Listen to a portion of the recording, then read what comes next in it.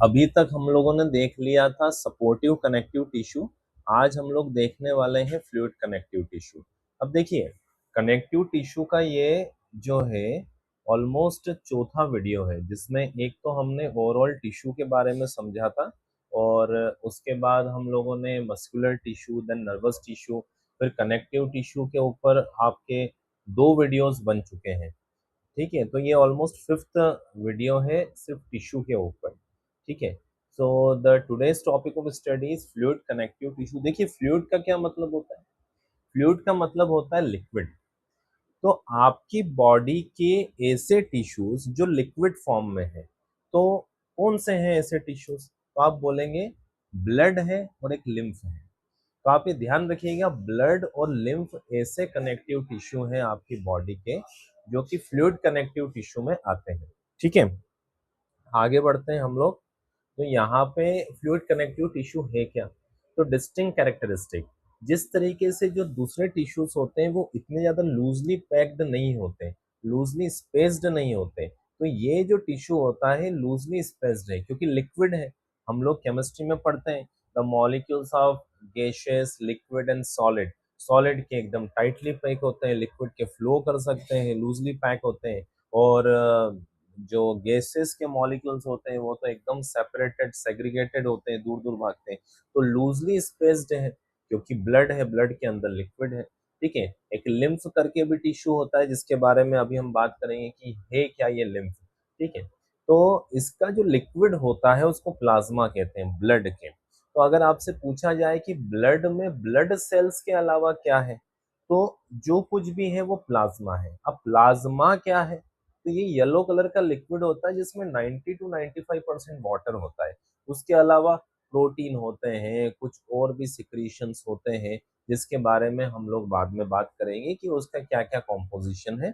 लेकिन आज के लिए हमारे लिए इम्पोर्टेंट ये है कि ब्लड क्या है और ब्लड के अंदर के कंपोनेंट्स क्या क्या है, उसके बारे में हम लोग बात करेंगे। ठीक है, so it consists of three essential elements: a fluid matrix, dissolved fibers and specialized cells. तो देखिए, जैसा मैंने बात करा है, फ्लूइड मैट्रिक्स का मतलब प्लाज्मा ही हो गया, है ना। डिसॉल्व्ड फाइबर्स या सोल्यूबल प्रोटीन्स होते हैं, डेफिनेटली ब्लड में प्रोटीन्स होते हैं, और सेल्स होती है। ब्लड सेल्स कौन कौन सी है? तो ब्लड सेल्स में हम लोग बात करते हैं आरबीसी है, डब्ल्यूबीसी है, और उसके बाद प्लेटलेट्स हैं, ये सारी ब्लड सेल्स होती है। ठीक है, इस तरीके से लिम्फ भी एक तरीके का टिश्यू है। इसमें कौन कौन सी सेल्स होती है, क्या होती है, ये अपन लोग बात करेंगे। आगे बढ़ते हैं, ब्लड से हम स्टार्ट कर रहे हैं। ब्लड के बारे में जैसा अभी अभी हमने बात करी, प्लाज्मा उसका लिक्विड पार्ट है जो 55% ब्लड का वॉल्यूम बना देता है। ठीक है, और उस 55% ऑफ द प्लाज्मा में 90 टू 95% वाटर का होता है। इसमें आरबीसी है, डब्ल्यूबीसी है, प्लेटलेट्स है, ये 45% का कॉम्पोजिशन है। तो रेड ब्लड सेल्स हैं, व्हाइट ब्लड सेल्स हैं, प्लेटलेट्स हैं। ठीक है, ये आप एक रफ डायग्राम देख सकते हैं इसमें। ये डिस्क लाइक स्ट्रक्चर जो आपको दिख रहे हैं रेड कलर के, दिस आर इरिथ्रोसाइट्स, जिनको आप रेड ब्लड सेल्स भी कहते हैं। उसके बाद ये आपको ल्यूकोसाइट्स दिख रही है जो कि व्हाइट ब्लड सेल्स कहलाती है, और ये प्लेटलेट्स हैं जिसको आप थ्रोम्बोसाइट्स भी कहते हैं। ठीक है, तो इस तरीके से ये ब्लड के कुछ सेल्स हैं। फिर इसके बारे में हम लोग पता करते हैं कि और क्या क्या चीजें हैं और कैसे काम करती है। ये प्लाज्मा का कॉम्पोजिशन बता रखा है। देखिए, जैसा मैंने आपको बताया, पेल येलो फ्लूइड है, येलो कलर लिक्विड है। 90 टू 92%, डेफिनेटली 95 तक भी लिख सकते हैं आप इसमें। पानी होता है, ऑर्गेनिक सब्सटेंस जैसे प्रोटीन्स इसके अंदर एम्बेडेड होते हैं। फिर इनऑर्गेनिक सॉल्ट्स होते हैं, sodium, calcium, magnesium, means whatever the nutrients you are taking in your diet, that will be absorbed into your blood, and where they will flow in the blood, in the plasma itself. So these are some of the organic and inorganic substances present in the blood. Carrier role: it transport nutrients from the gut and metabolic waste to excretory organs like the liver and the kidneys. तो definitely ये सब blood के ही function है, क्योंकि blood का liquid क्या करेगा? वही करेगा जो ब्लड कर रहा है, बस ब्लड सेल्स के फंक्शन थोड़े अलग है। तो प्लाज्मा क्या क्या कर रहा है? वो न्यूट्रिएंट्स को ट्रांसपोर्ट कर देता है, क्योंकि ब्लड एक जगह से दूसरी जगह जा रहा है तो वो उसका लिक्विड ही जा रहा है एक जगह से दूसरी जगह।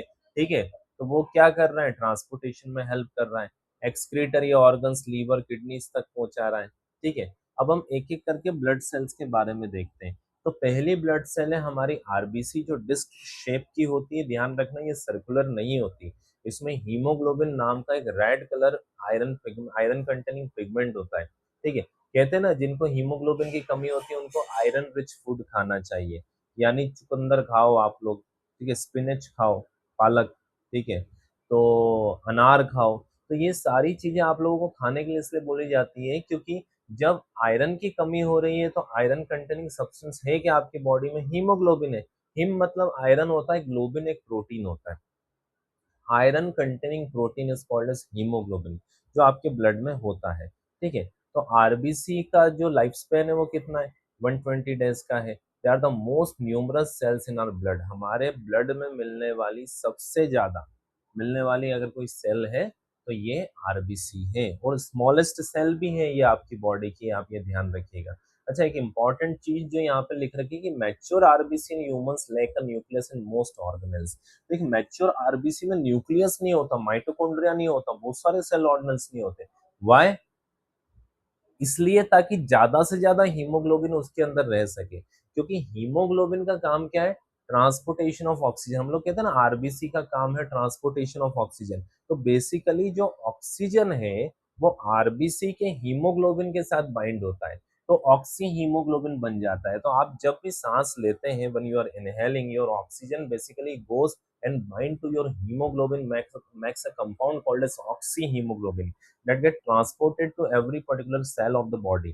ठीक है, तो हीमोग्लोबिन ने ऑक्सी हीमोग्लोबिन नाम का एक सब्सटेंस बनाया ऑक्सीजन के साथ, जो ट्रांसपोर्ट हो रहा है। तो ज्यादा से ज्यादा ऑक्सीजन ट्रांसपोर्ट हो इसलिए ज्यादा से ज्यादा हीमोग्लोबिन की जरूरत है। और ज्यादा हीमोग्लोबिन कब आएगा, जब उस सेल्स में हीमोग्लोबिन को रखने की ज्यादा से ज्यादा जगह होगी। तो आरबीसी में जो मैच्योर आरबीसी होती है उसमें न्यूक्लियस नहीं होता, बहुत सारे सेल ऑर्गेनल्स नहीं होते। ठीक है, अब ये ल्यूकोसाइट्स की बात करते हैं। ल्यूकोसाइट्स मतलब हम लोग डब्ल्यूबीसीज की बात कर रहे हैं, ये इसके डायग्राम है। इसमें ल्यूकोसाइट्स, ल्यूक मतलब व्हाइट होता है या कलरलेस होता है, साइट मतलब सेल्स होता है, तो कलरलेस सेल है ल्यूकोसाइट्स। इनको डिफेंस फोर्स बोला जाता है, सोल्जर्स ऑफ द बॉडी बोला जाता है, police force of the body बोला जाता है। क्यों बोला जाता है, क्योंकि they can fight against diseases, वो बीमारियों से लड़ सकती है। ठीक है, ये ग्रेन्युलोसाइट्स होती है, इसमें ए ग्रेन्युलोसाइट्स होती है। डायग्राम में आप देखिए तो ये सब डब्ल्यूबीसी है, ये एरिथ्रोसाइट आरबीसी है, और ये है आपकी प्लेटलेट, दिस इज प्लेटलेट। ठीक है, ये आरबीसी है, ये आपकी प्लेटलेट है, बाकी सब डब्ल्यूबीसी है। तो जिनके अंदर ये आपको ग्रेन्यूल्स दिख रहे हैं, ये वाले बेसोफिल में, इयोसिनोफिल में, न्यूट्रोफिल में, ये डब्ल्यूबीसीज के ग्रेन्युलोसाइट्स कहलाते हैं। ये देखिए ये ग्रेन्युलोसाइट्स, साइट्स मतलब cells, granulocytes means granules containing cells. तो you can see here neutrophils, basophils, eosinophils, ये सारी ग्रेन्यूल्स कंटेनिंग डब्ल्यूबीसी है जो डिजीजेस से फाइट करती है। और एक ग्रेन्युलोसाइट्स होती है जिसमें ग्रेन्यूल्स नहीं होते, जैसे लिम्फोसाइट्स और मोनोसाइट्स। आप देखिए यहाँ ग्रेन्यूल्स नहीं दिख रहे लिम्फोसाइट्स में और मोनोसाइट्स में। ठीक है, ये मोनोसाइट का जो न्यूक्लियस होता है किडनी शेप का होता है, लिम्फोसाइट का सर्कुलर होता है, बेसोफिल और इयोसिनोफिल का जो होता है ये बाइलोब्ड न्यूक्लियस है, और न्यूट्रोफिल का आप देखिए मल्टी लोब्ड न्यूक्लियस होता है। दिख रहा है न्यूट्रोफिल में बहुत सारे लोब्स दिख रहे हैं न्यूक्लियस में, बेसोफिल और इयोसिनोफिल में बाइलोब्ड दो लोब्स दिख रहे हैं, और लिम्फोसाइट सर्कुलर है, मोनोसाइट में किडनी शेप का न्यूक्लियस है।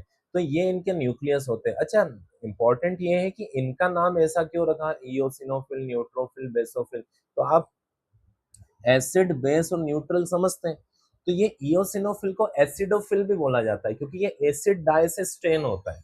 बेसोफिल को बेसिकली बेसोफिल इसलिए बोलते हैं क्योंकि ये बेसिक डाई से स्टेन होता है, और न्यूट्रोफिल न्यूट्रल से स्टेन होता है। ठीक है, तो आप ध्यान रखिएगा, तो basophil, neutrophil, eosinophil, lymphocyte, monocyte, these are all the cell organelles which basically fight against the diseases। they are called as soldiers of the body, they are called as police force of the body।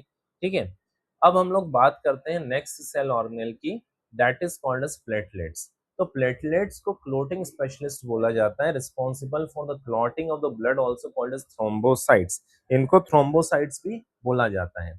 ठीक है, अब ये blood loss को prevent करती है, कैसे? जब भी इंजरी होती है उस जगह पर प्लेटलेट्स जाकर कुछ ना कुछ लिक्विड रिलीज करती है। कैसे करती, कौन से प्रोटीन रिलीज करती, ये सब आप लोग क्लास 10th में पढ़ते हैं। ठीक है, अभी आपको सिर्फ इतना ध्यान रखना है कि जो प्लेटलेट्स वो कुछ क्लोटिंग फैक्टर्स रिलीज करती है that trigger a cascade of reaction। ये लिखा, when an injury occurs platelets releases clotting factors that trigger a cascade of reactions forming a mesh to stop the bleeding and initiate repair। ठीक है, ये ध्यान रखिएगा। Homeostasis मतलब body balance है एक तरीके का।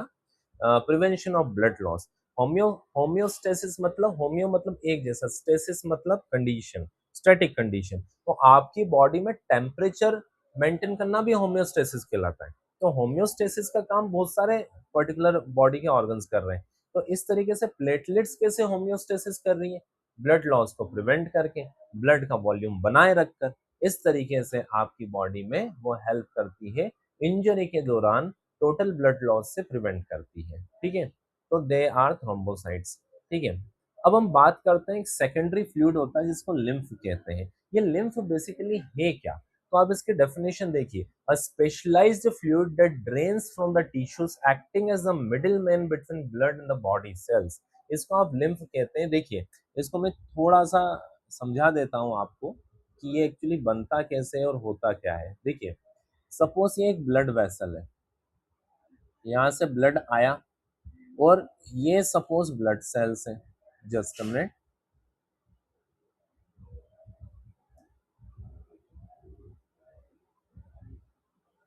और सपोज ये ब्लड सेल्स है, या ब्लड सेल्स मतलब बॉडी सेल्स है, कोई भी नॉर्मल बॉडी सेल्स है आपके।